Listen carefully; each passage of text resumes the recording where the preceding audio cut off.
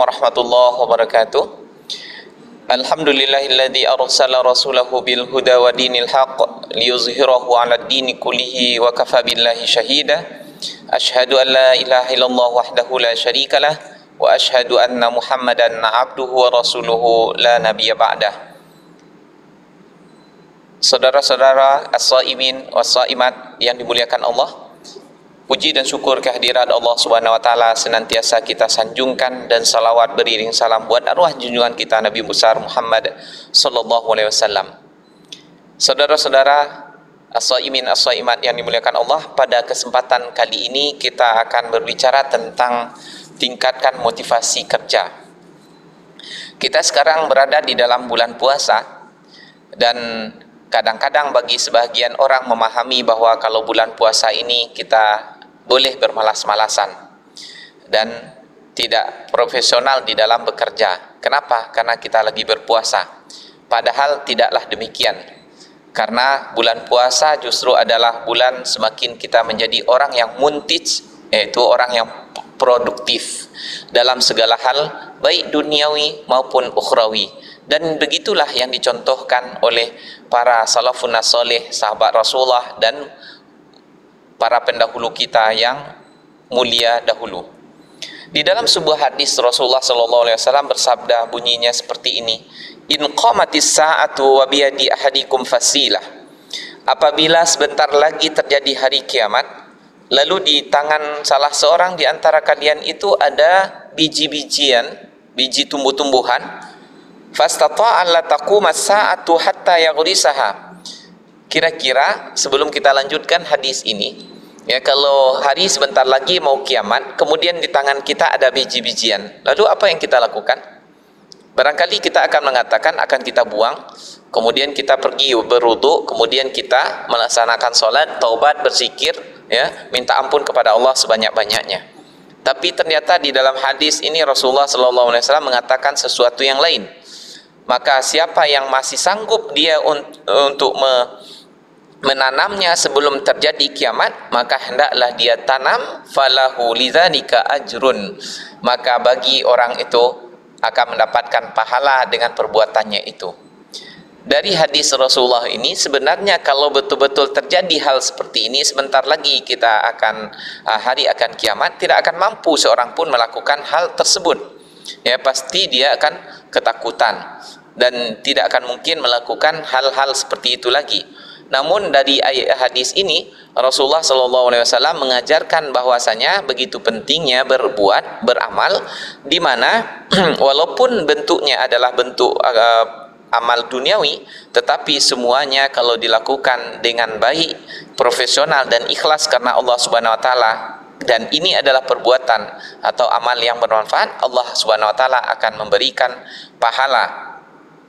Dan dari kandungan hadis ini juga Rasulullah mengajarkan kepada kita betapa pentingnya untuk bekerja, beramal, dan berbuat. Jangan kita menjadi orang yang berpangku tangan.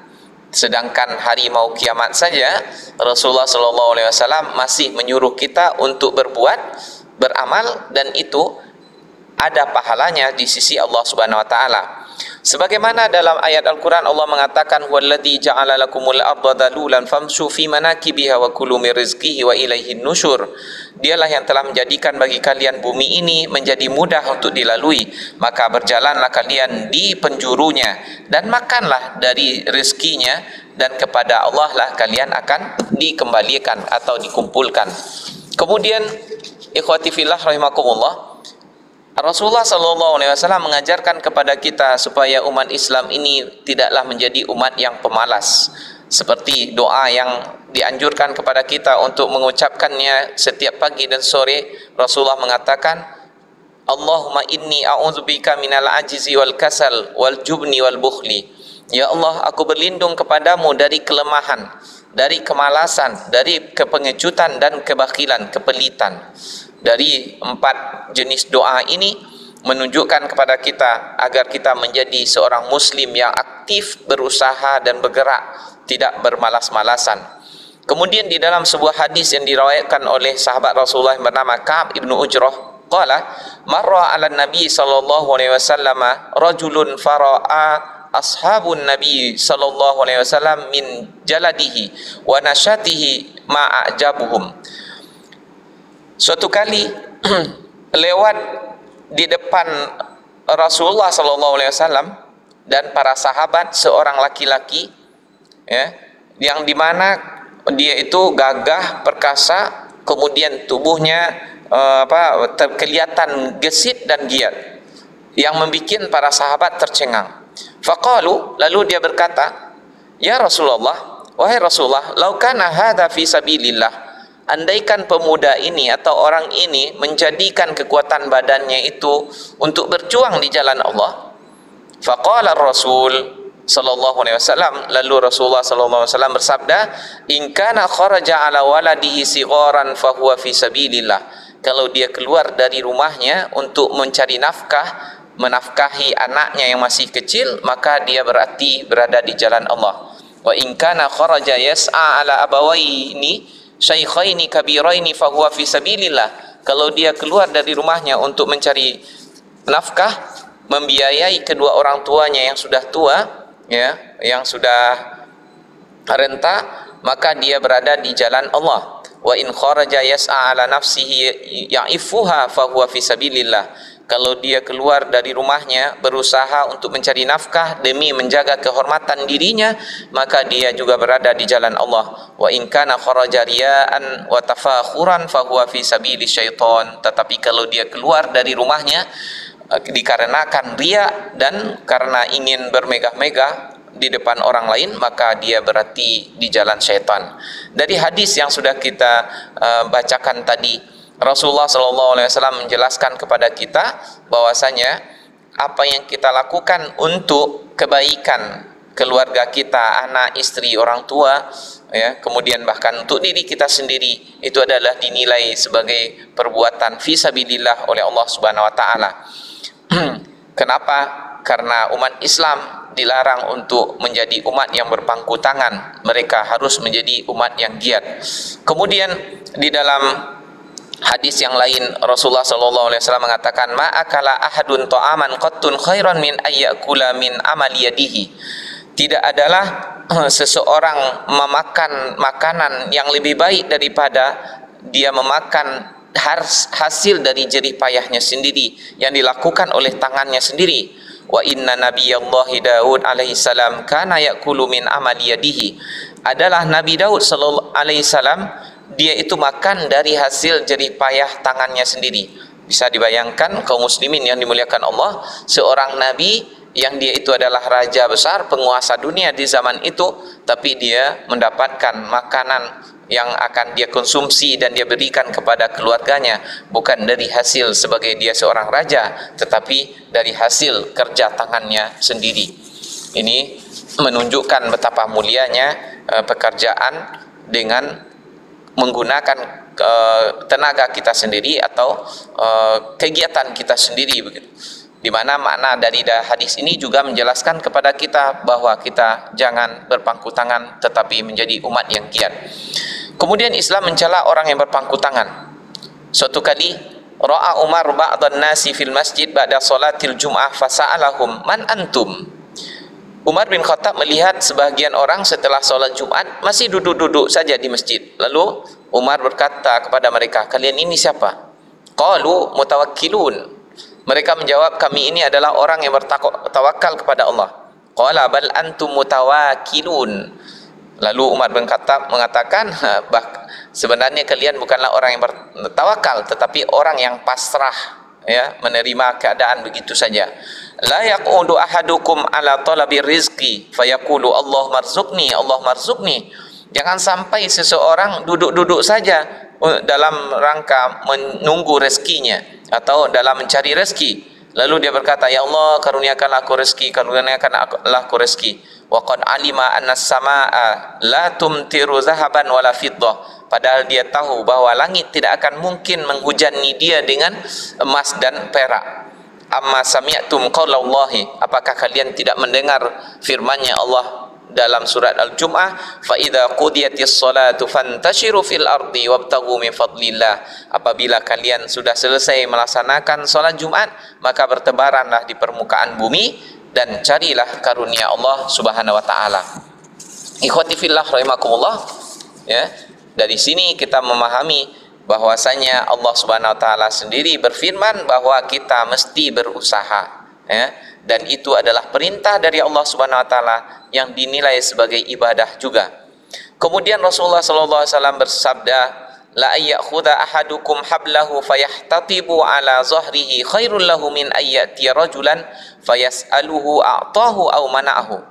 Hendaklah salah seorang di antara kalian mengambil tali, lalu dia mencari kayu bakar, dia pikul dengan punggungnya sendiri, dengan pundaknya. Itu jauh lebih baik daripada dia mendatangi orang lain meminta-minta, begitu. Ya, kemudian apakah orang itu memberi atau tidak memberi, ya. Ini justru akan menjatuhkan harga dirinya di hadapan orang, ya, tidak adanya muru'ah, kemudian seolah-olah dengan istilah dia tidak mempunyai air wajah di hadapan orang lain. Apalagi kalau dia adalah seorang yang kuat, ya, orang yang mampu untuk bekerja.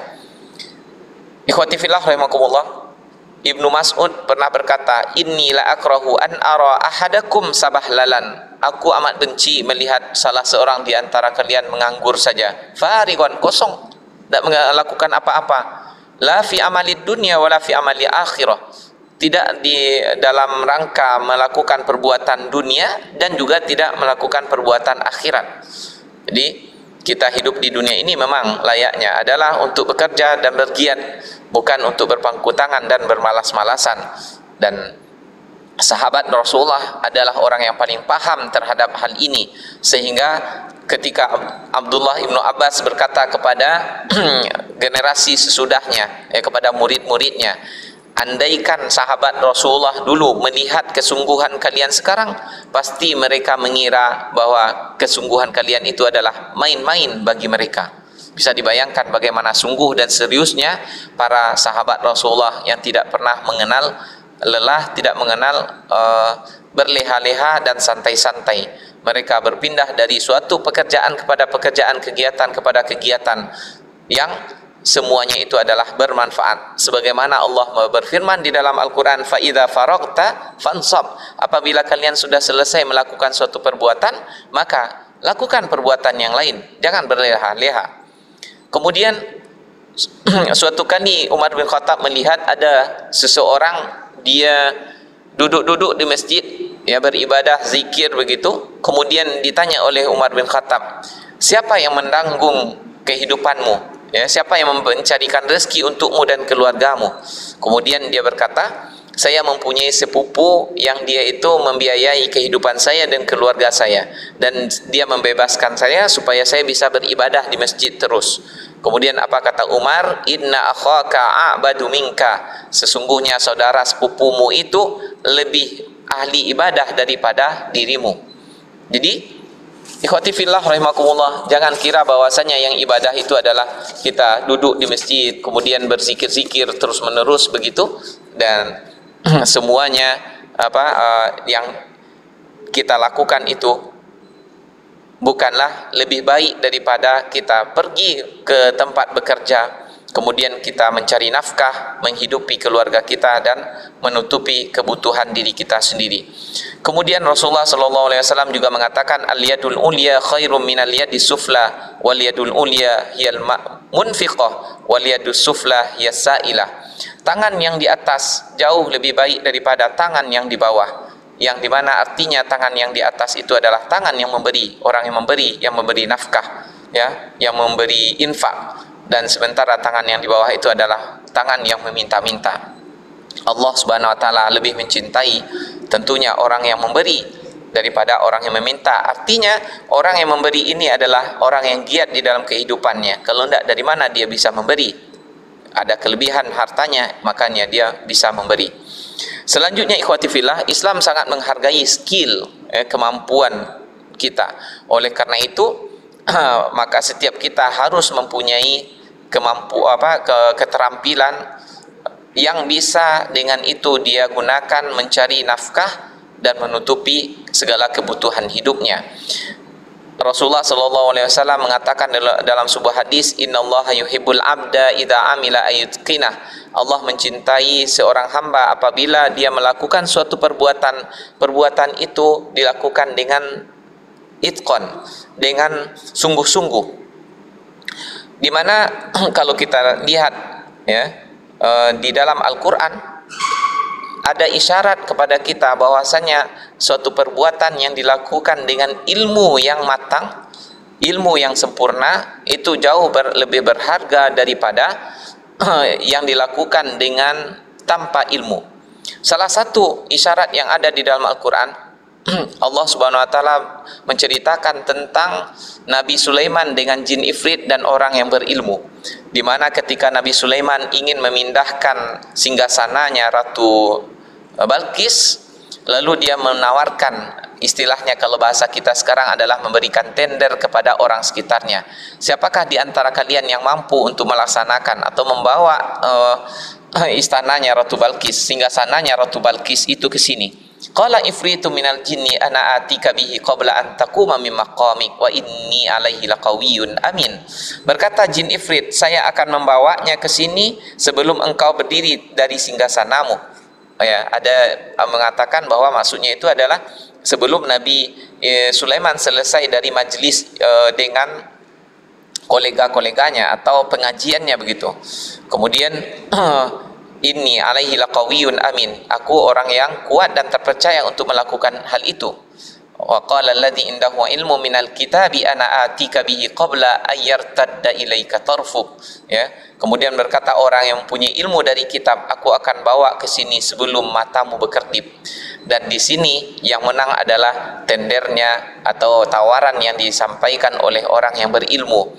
Kan jaraknya kalau menurut kita sekarang ya tidak terlalu jauh antara yang dilakukan oleh jin ifrit atau yang dilakukan dengan yang dilakukan oleh orang yang berilmu. Tetapi Allah ingin mengajarkan kepada kita betapa bahwasanya sesuatu yang dilakukan dengan ilmu dan mempunyai profesional itu jauh lebih berharga daripada yang dilakukan tanpa ilmu atau ilmunya kurang daripada yang lainnya. Ikhwati fillah rahimakumullah, oleh karena itu maka seorang muslim dia harus menambah terus skill kemampuannya, kemudian juga meningkatkan kinerjanya supaya dia bernilai di sisi manusia dan di sisi Allah lebih utama lagi.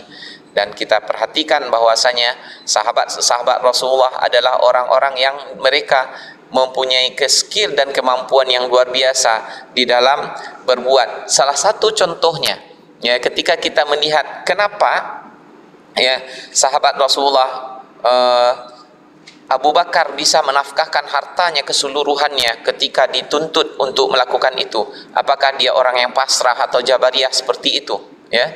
Tetapi ternyata ketika kita pelajari dengan dalam, bukanlah demikian. Kenapa? Karena ternyata Abu Bakar telah menyiapkan bagi seluruh keluarganya skill-skill di mana walaupun uangnya sekarang habis atau hartanya habis pada pagi ini, siang hari dia akan mendapatkan rezeki atau finansial yang mencukupi kebutuhan keluarganya. Ibarat seperti kita sekarang, kalau di antara keluarga kita semuanya adalah orang-orang profesional, salah seorangnya adalah dokter, yang satunya adalah jago ini dan jago itu, walaupun habis uangnya sekarang, nanti siang dia juga akan bisa untuk mendapatkan harta memenuhi kebutuhan hidupnya. Ikhwati fillah rahimakumullah, oleh karena itu ya, bagi kita seorang muslim ya, kita harus menjadi orang yang selalu bergiat, tidak berpangku tangan, kemudian selalu berusaha untuk meningkatkan skill kehidupan kita, skill kemampuan kita, sehingga kita bisa eksis dalam segala kondisi, terutama sekali kondisi kita seperti sekarang di dalam masa corona ya. Banyak orang rusak atau gagal di dalam usahanya, tetapi kalau kita mempunyai banyak skill, tidak bisa ini, kita bisa melaksanakan ini, itu dan yang lain-lainnya, sehingga kita tetap eksis. Dan dengan demikian kita akan terjauh dari meminta-minta, kita akan terjauh dari maksiat, melakukan sesuatu yang terlarang karena ada keterpaksaan dalam hidup. Barangkali itulah yang dapat kita sampaikan pada kesempatan kali ini. Semoga kita menjadi muslim-muslim yang selalu giat dalam bekerja, dan selalu dialasi dengan landasan iman serta ikhlas di jalan Allah Subhanahu wa taala. Aqulu qouli hadza wa astaghfirullah li wa lakum. Subhanakallahumma bihamdika asyhadu an la ilaha illa anta astaghfiruka wa atubu ilaik. Assalamualaikum warahmatullahi wabarakatuh.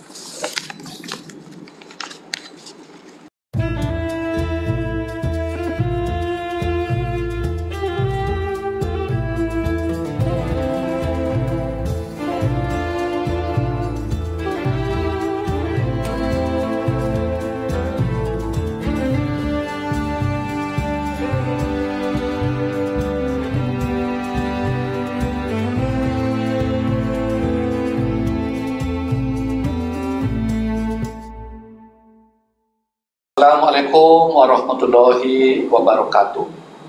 Saya Muslian Kasim, Rektor Universitas Baitur Rahmah, mengucapkan selamat menunaikan ibadah puasa bulan Ramadan 1442 Hijrah tahun ini. Mari kita jadikan pandemi COVID-19 ini untuk meningkatkan keimanan kita dan ketakwaan kita. Mudah-mudahan dengan berpuasa kita bisa meningkat imunitas kita sehingga kita bisa terbebas dari pandemi, sehingga kita bisa melakukan aktivitas seperti biasa. Selamat menunaikan ibadah puasa dan selamat berbuka bagi kita bersama-sama.